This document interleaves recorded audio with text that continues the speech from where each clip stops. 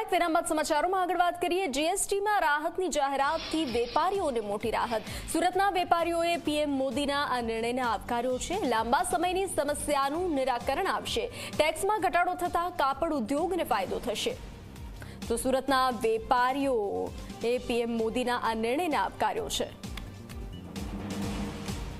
કે દેશમાં મોટામાં મોટી રોજગારી આપતો ઉદ્યોગ ખેતી પછી હોય તો ટેક્સટાઇલ છે અને ટેક્સટાઇલની હંમેશા નરેન્દ્ર મોદી સાહેબની અમારી માંગણી હતી કે કોઈ પણ સ્લેબમાં ચેન્જ ના આવે અને એન્ડ યુઝરને સસ્તી વસ્તુ કેવી રીતે મળી શકે, કારણ કે રોટી કપડાં મકાન આ એક દેશનો નારો રહ્યો છે। એને મજબૂતાઈથી ટકી રહેવા માટે એક મોટી જાહેરાત કરી છે કે દેશની પ્રજાને બિલકુલ ડરવાની જરૂર નથી। ટેરિફ ગમે તેટલું વધારે પણ આપણે જેટલા સક્ષમ છીએ અને જ્યારે એક પોલિસી રિફોર્મ કરવામાં આવતી હોય ત્યારે દેશની જનતા માટે એક દિવાળીની નવી ગિફ્ટ, નવા ધમાકા, ડબલ ધમાકા હોने वाला है।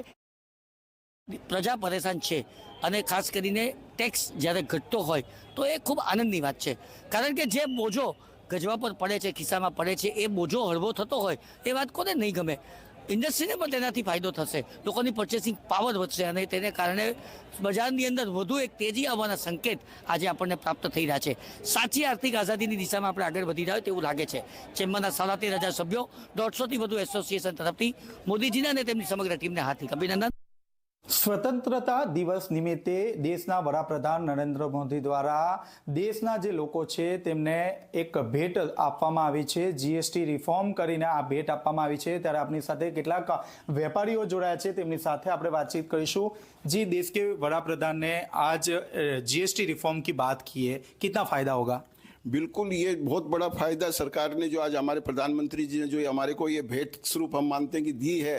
और जिस दिन से टेक्सटाइल मार्केट में आज जो जीएसटी लगी है उसके बाद से टेक्सटाइल मार्केट हमेशा सरकार से रजूआत करती रही है कि भाई हमारे को जो जीएसटी का व्यवस्थित सरलीकरण कर लिया जाए। अभी जो प्रधानमंत्री जी ने जो आश्वासन दिया है तो निश्चित तौर पे कपड़ा उद्योग के लिए बहुत ही बड़ी खुशी की बात है।